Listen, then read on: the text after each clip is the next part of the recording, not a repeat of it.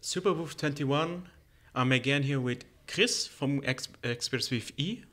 How are you? It's fine. It's fine. It's great. It's great to be here, to be finally on a trade show and see people's faces again. We just did a video about your new software synthesizer, the Imagine, the physical modeling. Yeah. But I think for me, the biggest highlight of the show is the first functional unit, or let's say, because it's now at Superbooth 2019, they were a prototype, but now you have one for the series or near series, and it's the Osmose. Absolutely, yeah. The Osmose, it's pretty cool keyboard, I have to say. I don't know if the watchers are familiar with it. Essentially what it does is we try to augment the experience that you can have with a normal keyboard instrument, where you only play like a note on, note off, and have a velocity. And give it additional possibilities to the people. So in fact, when you're looking at the Osmose here, the version that we have right now, and we are only very, very little far away from starting the mass production of the unit, you have the aspects of the keyboard. So in fact, we're scanning the position of each of the keys at each time. So you have a first pressure here that you can control. You have a second pressure, a high quality aftertouch, and then you have the third dimension where you can play vibrato on the keys itself, and this is independent for all the keys at the same time. So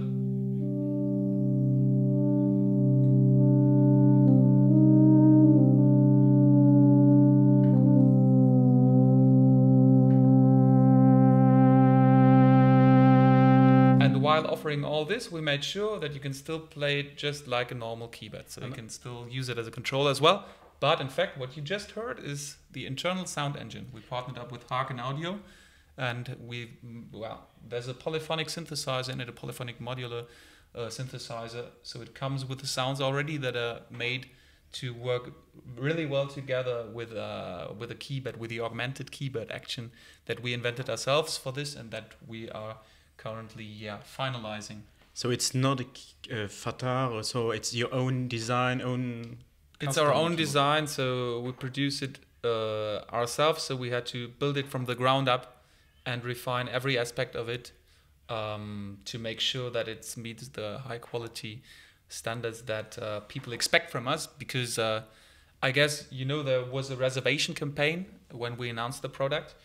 And people trusted us with this instrument at a stage where, it wasn't as beautiful as it is now, and we're still in this phase of developing it, and now it's really close to starting the mass production. So we're pretty happy to use the Superbooth now to finally get the chance to meet a quantity, not only the quality, but also meet more people, meet those people who have trusted us and made a reservation, so they can put their hands on it, try the instrument, give us feedback about it. So it's really about just like finishing some little details, like transparency of the screen protector glass, like the finishing of the surface of the outer casing around there, the alignment of the keys. Right there, we're already at a very good level there. You can see when you compare it to older prototypes that we had in previous videos, this already looks super cool. So just the details, talking with people about how they think about it, and then finalize it. I find it extremely impressive to see all this technology built in a regular keyboard. Normally you have with Rowley or Luminos, or how it's called, the new company of Rowley. You have to learn a new instrument. Here you have, if you're a keyboarder, you know playing keys, but now you have more dimensions to play it. Yeah, it was important for us to have something familiar for the people so they can build up on that. Also, just the fact that we have a real mechanism to it, it makes all the difference. We think, at least, it's just that your muscle memory, it can adapt to the feedback that you get from the sound. So the more you press, the more resistance you will feel. So you're not up in the air. For example, if I would use that movement here, you don't have resistance that is increasing when you're sliding, but you do have that resistance when you're using the vertical axis, when you are bending the key to the side. So stuff like this, we think it's very important. We also did that for the Touché already to make sure that it just feels great, that you have a real mechanism that you can dive into. And we're doing this for the Osmose right now as well. And yeah, so that's the philosophy a little bit behind that. I think we need to highlight, because it's sometimes misunderstood, the Osmose is not just a controller, it's a synthesizer, an entire. It's an entire standalone synthesizer. So we've partnered up with Haken Audio. They're the guys who are doing the Continuum fingerboard. And in fact, they've been developing their instruments made for expressivity since the 80s already, basically. The sound engine that is used is the EaganMatrix by Edmund Eagan, who's part of Haken Audio. And this was from day one built to be able to take lots of input data from a mechanism that sends a lot of data out, because you can imagine it's huge frequencies and it's huge details at which we scan the position of each key at every less than millisecond. So it's lots of data, and you have to have a sound engine that can actually handle that and make some sense out of it. So we're really happy that Haken Audio said that they would feel comfortable with us using their technology on a standard, so to say, keyboard when it comes to the form factor, how it looks and how it plays as well. So on the synthesis side, what can the customer or the purchaser of Osmosis to expect? Is it in physical modeling? Is it VA or FM or everything? Pretty much everything. But well, you have to know it's a digital modular synthesizer where every source and every target can be connected not only via like plugging a virtual wire, but also putting in a formula that describes, and dependent on what you're doing on the keys, that describes how these values belong together. So it's a really cool thing to explore for our sound designers as well, to get great sounds of it. Basically, it has 24 voices of polyphony max. It also depends on the complexity. And regarding the technologies, it does do subtractive synthesis.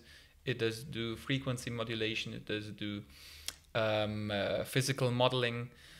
It does do plenty of different, also a little bit, let's say, avant-garde stuff that you have that you can play around with. But the most important aspect of it, while it sounds a little bit intimidating when you hear about all these possibilities, is that we're gonna offer you we're planning around 300 presets, and each of these will obviously be optimized to play very well with the keypad. So instead of turning lots of knobs, although you have some macros where you can do basic adjustments, we really invite you to try out the different sounds and explore it with your hands and with your feeling, instead of doing calculations at the back of your brain. Is the engine real,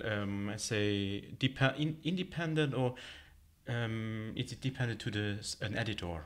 So can we adjust parameters on the hardware itself, or you need to use an editor for this? You have 6 macros per sound preset. These macros are predefined by the sound designer, so they are not the same thing every time. It really depends on which preset you would be using. So just to give you a brief example, there I have this beautiful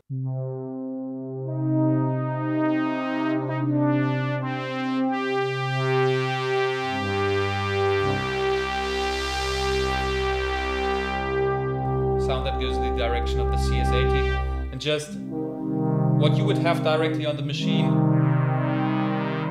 is the possibility to do some cutoffs, some delay amounts, to have to adjust the delay feedback, stuff like this. But if you want to dive deep into it, you would use the editor. Okay. Yeah.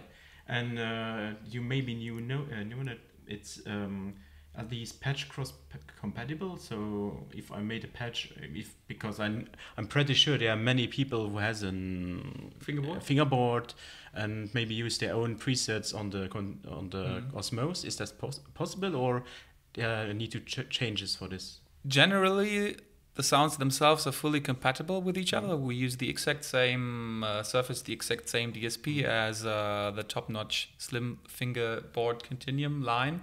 But in fact, it's very interesting to see that when you use the same preset with the different play interfaces, the whole experience is a totally different one. So in fact, there are some presets that we derive from, or we use one-to-one more or less, and they already work greatly when we took them from the fingerboard. But there are plenty of presets where you need to do adjustments, and obviously we also programmed a lot of our own presets and currently working together with external sound designers as well. Is the engine is not multi-timbral, or is it? The engine is right now Osmose will not have like a split or a layer mode, so it will be one sound at a time with a maximum of 24 voices polyphony. Okay, and other key features, because I know there's a really cool arpeggiator inside. And totally novel arpeggiator, never saw before. Yeah, so the backstory behind that is, due to COVID, and I guess many of your watchers know that we have had lots of delays to the project due to the fact that we couldn't visit the country where it is produced, due to the fact that there is a lack of components on the electronic market, like the car companies had to stop their manufacturing and so on. So we're happy to have secured the components, but due to the fact that on the hardware side we had to wait, we could implement new features on the software side of the firmware. So we thought, why not put a cool MPE arpeggiator into it? And because I can show you that. I saw this already in the pre-announcement. Yeah. And I'm really interested to hear the difference to a normal arpeggiator. Yeah, for sure. So I'm gonna go with a preset, which is kind of a belly one, I would say.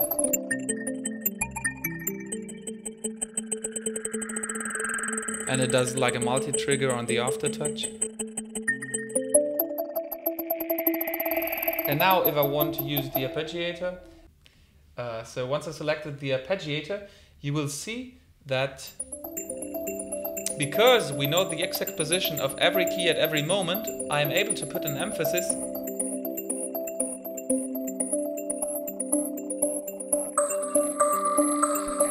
on every single note in the pattern, something that wouldn't be possible with a static normal arpeggiator.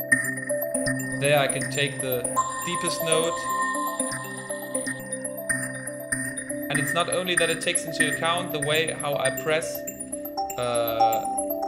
the note, you could also assign different functions to the dimensions on the keypad. So I could decide that in fact, and it is already mapped like that, when I'm using the aftertouch, when I'm going to the aftertouch, it's not only gonna repeat the note in the same octave, but it's gonna use up to, for example, let's say 4 octaves above. So you can hear the difference here. There are plenty of options. You could control the swing factor. You could use a ratchet function as well. You don't necessarily have to use the bend, the lateral bending to play, to control the pitch. You could also say to the engine, please do a ratchet when I'm bending one key to the left. So things like that really are super cool and are something that has never been there before, frankly speaking. So let's see if I can make that work for a moment. Let's see. I'm going to the when I'm bending to the left, let's say I want to have a ratchet going on. Let's see whether that works out.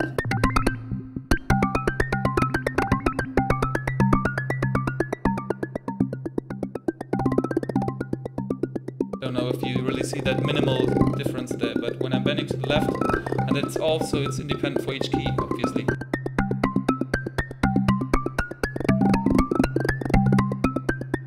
So these are really cool things to experiment with, and I could even use that arpeggiator to control external instruments as well. Yeah. So you are shifting definitely the music creation in new directions. Yeah, I mean, it's just that the machine starts to comprehend much more that what you try to do as a human intuitively. It's not just like I'm switching on that knob there and I'm switching it up. It's more like it takes into account every nuance of your playing, and it's just very satisfying experience. And how long are you now working on Osmose? Is it a long process? I think as a project as a whole, I would say like for 4 years, something like that. I have to watch in the back to the Wow. That's a lot. Yeah, obviously it started. But I think we can stop the people crying. It's coming.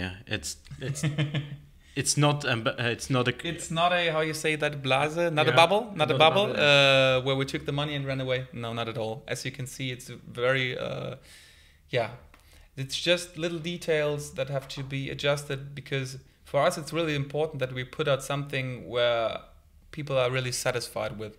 So it's not that we want to be in a rush. So also for all the supporters at this point, we really like to give you a big thank you, because the fact that people put the trust in us in the first place also gave us some liberty on the financial side as well.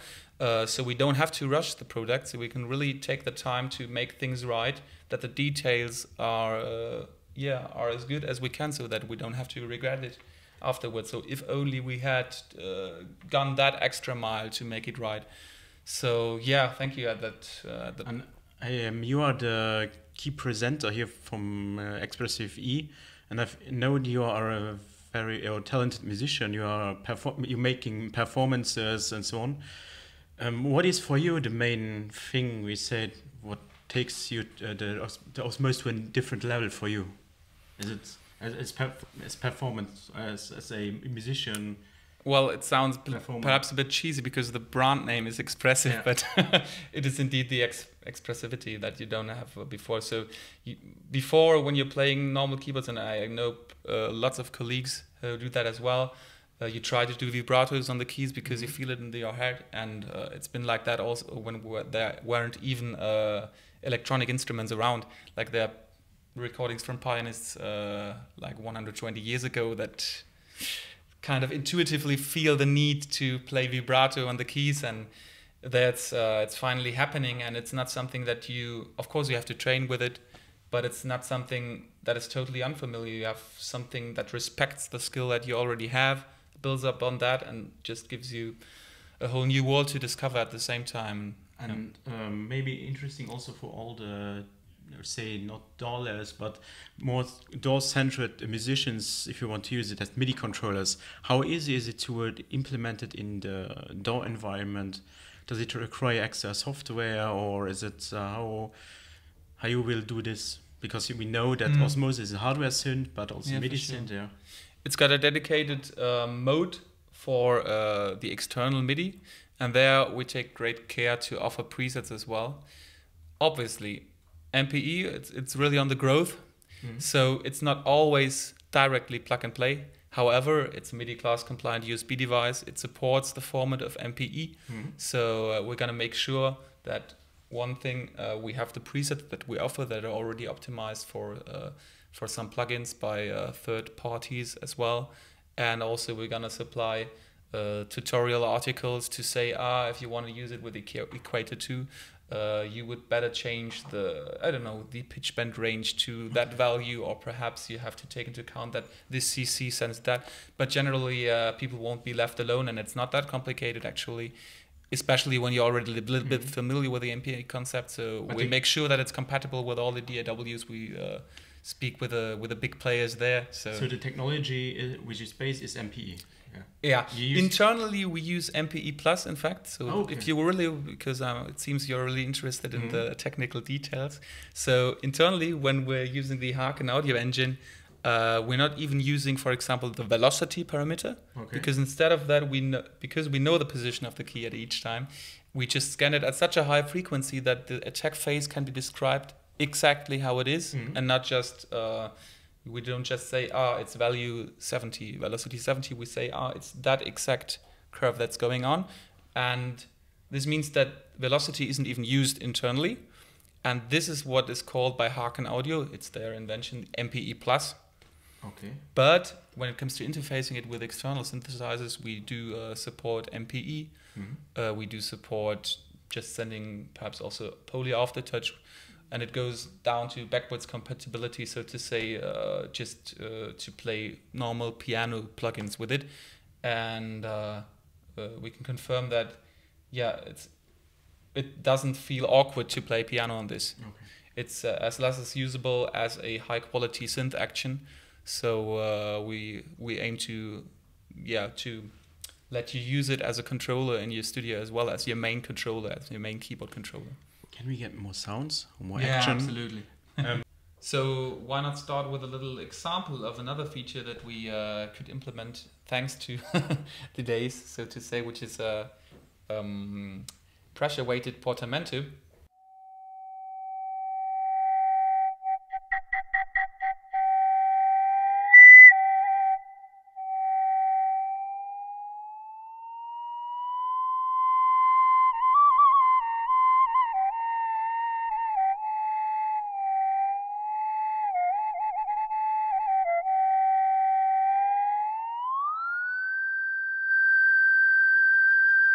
And perhaps it makes even sense to explain it a bit, because it's a thing that people don't grasp at the directly.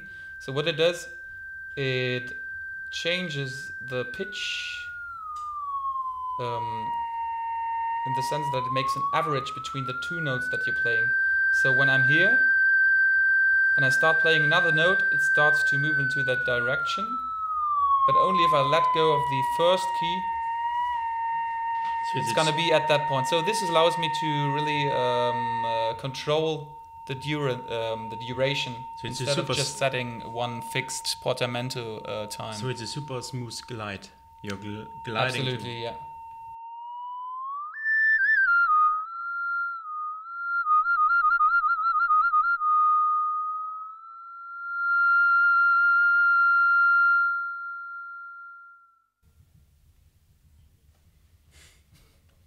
Impressive.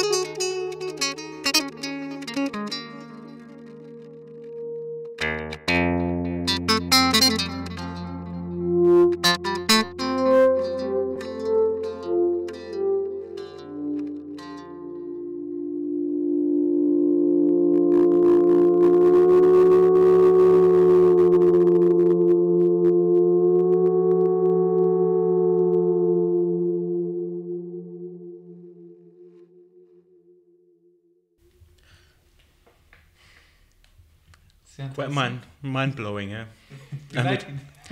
Yeah, because it's not that classical instruments. It's also very experimental. very IDM or more in this direction of making even special noises, and I think sound designers will love it. Yeah, one aspect of it is it's very interesting, we think, for people who also score to film, for example. The thing that you can do is really watch the screen, watch what is happening, and then put in what you're feeling or how you want to guide the music in parallel to the movie in real time, instead of drawing automation lanes all the day. So we are now September.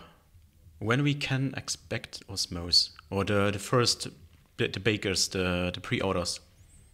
So as you can see, we're pretty much right before starting the mass production. So once we really give the, do you know how you say that in English? The starting shot. The go. The go. We have more exact information on that, because before you never know exactly how many units you will be able to produce. But yeah, it's also people can just come here and see that it's real and it's happening. And from there on, once the mass production is launched, we can keep everyone updated about when they can expect it. I'm happy it's not forgotten. It's not everywhere. It's not a hoax. A hoax, yeah. Your money is good invested. Okay. I think. Okay. Thanks, Chris. I'm looking so forward much. to the final version. And when it's out in the market, I think this will really taken music to the next level, even electronic music. Thank you so much. Big thanks.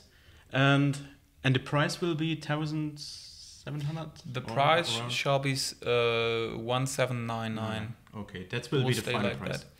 Yeah, and because many people get a bit confused, they get the unit for the price they pre-ordered last year. Yeah, for sure. So like it was indicated back in the day. So thanks again for that. It won't change that way.